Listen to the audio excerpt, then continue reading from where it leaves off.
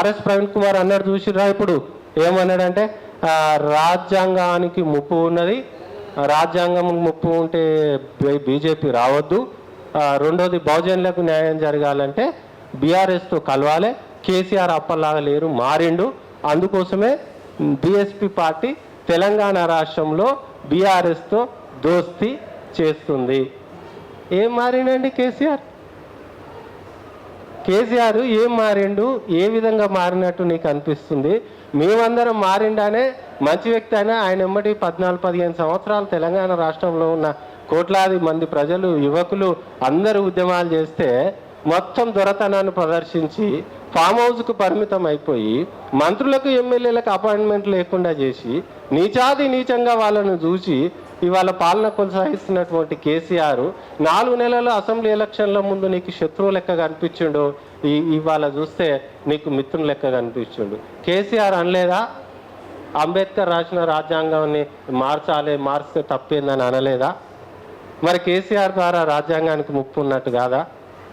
కేంద్రంలో BJP party అధికారంలో ఉంటే నోట్ల రద్దు చేసినప్పుడు కేసీఆర్ మద్దతు తెలపలేదా? రైతు చట్టాలు 4 రైతు చట్టాలు తెచ్చినప్పుడు ఈయన మద్దతు తెలిపి రైతు చట్టాలకు బాసటగా నిలవలేదా?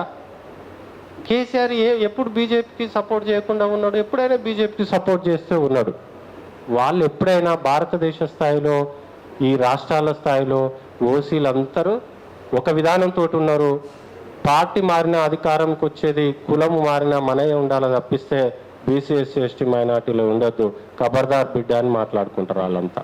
వాళ్ళకి పార్టీ ముఖ్యం కాదు, అధికారం ముఖ్యం, ఆర్థిక అభివృద్ధి ముఖ్యం, వాళ్ళకి ఆత్మ గౌరవం ముఖ్యం. ఇవాళ నువ్వు నిలబడు ఒక 5,000 రూపాయలు అవతల వ్యక్తి ఇస్తే ఇలా 10,000 ఇచ్చి నువ్వు ఒక అగ్రవర్ణం ఇంటికి ఓటేయమను వెయ్యారు, వాళ్ళకి ఆత్మగౌరవం అడ్డం వస్తుంది. నేను గీని గెలిపిస్తానరా అంటాడు. మరి మన ఆత్మగౌరవం ఏమైంది?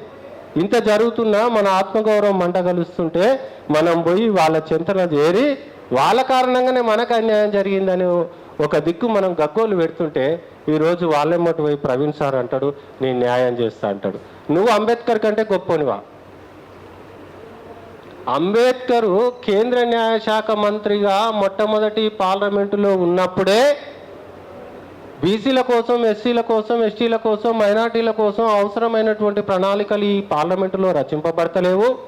నేను న్యాయశాఖ మంత్రిగా ఉన్నా కూడా ఇక్కడ మెజార్టీ ఆఫ్ ది పీపుల్ రాజ్యాంగాన్ని ఇంప్లిమెంట్ చేయవలసిన మెజార్టీ ఆఫ్ ది పార్లమెంటు సభ్యులు బీసీ ఎస్సీ ఎస్టీ మైనార్టీ లేని కారణంగా నేను రాసిన రాజ్యాంగం ఎంత గొప్పదైనా అమలు చేసే దగ్గర నా వర్గానికి చెందిన ప్రతినిధులు లేని కారణంగా నా ప్రజలకు అవసరమైన చట్టాలను చేయలేకపోతున్నాం, ఇది కాదు అని చెప్పి కేంద్ర న్యాయశాఖ మంత్రికి రిజైన్ చేసి బయటకు వచ్చింది.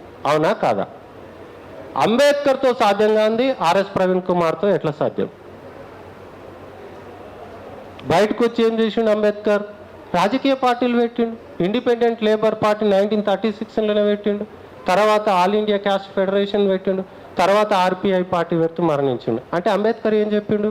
అరే పిచ్చోళ్ళారా, ఈ పార్టీలో నమ్మకండి, వీళ్ళందరూ మనం బానిసలుగా చూసే క్రమంలో ఉన్నారు, మన వర్గాలను చైతన్యం చేసుకుంటూ మనం ఒక రాజకీయ పార్టీ పెట్టుకోవాలి, రాజకీయ పార్టీ ద్వారా అధికారాన్ని సాధించాలి, అప్పుడే మనకు సంపూర్ణమైనటువంటి ఆత్మగౌరవంతో కూడినటువంటి పాలన మన చేతుల్లోకి వస్తుంది, మన చేతుల్లో పాలన ఉంటే మన ప్రజలను మనం పాలించుకోగలుగుతామని సూచించడం జరిగింది.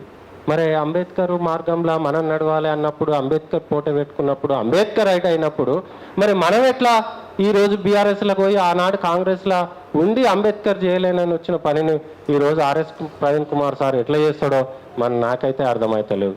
ఇది అన్యాయమే, ఇది ఒక విధంగా ప్రజలను మోసం చేయడమే.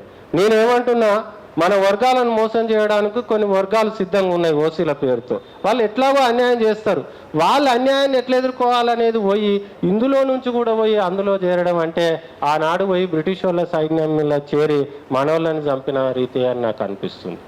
నా అభిప్రాయం. కాన్షీరామ్ ఉన్నాడు, కాన్షీరామ్ గారు ఏం చెప్పడం జరిగింది? స్వతంత్రంగా రాజకీయ వ్యవస్థ నిర్మాణం చేసిండు, పొత్తుకు అయినా కూడా అధికారానికో ప్రజలకు అవసరం వచ్చిన రీతిలో ఆఫ్టర్ ఎలక్షన్ మాత్రమే వెళ్ళడం జరిగింది. అది కూడా ఒక బలమైన శక్తిగా తను ఎదగగలిగినప్పుడు పార్లమెంటులో, అసెంబ్లీలో ఎక్కువ సంఖ్యలో మెజార్టీ మెంబర్స్ని గెలవగలిగినప్పుడు. ఏం గెలవ ముందుకు ఎప్పుడు పొత్తుకెళ్ళినటువంటి సందర్భాలు లేవు.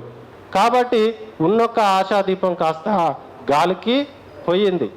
బీఎస్పీ అనే ఆశాదీపం కాస్త గాలికి పోయింది కాబట్టి ఈ రాష్ట్రంలో మరి ఇప్పుడు మిగిలింది మనకు బ్లూ ఇండియా పార్టీ అని కూడా నేను ఈ సందర్భంగా తెలియజేయడం జరుగుతుంది.